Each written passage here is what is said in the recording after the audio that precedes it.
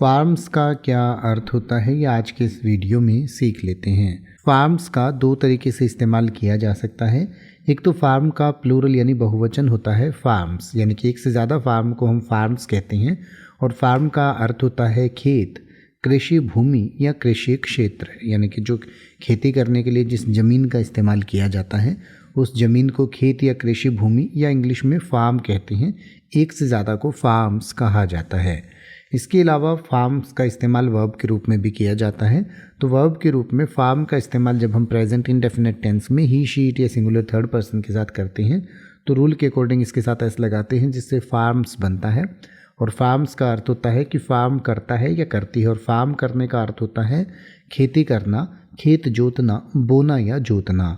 तो फार्म्स का अर्थ हुआ कि खेती करता है या करती है, खेत जोतता है या जोतती है, बोता है या बोती है, या जोतता है या जोतती है। जैसे कि अगर आप ये कहना चाहें कि किसान अपने खेतों में गायों से खेती करते हैं तो आप कहेंगे farmers cultivate their farms with cows. Farmers cultivate their farms with cows. या अगर आप ये कहना चाहें कि वे घोड़ों को विभिन्न खेतों में ले जाते हैं तो आप कहेंगे they travel the stallion to different farms.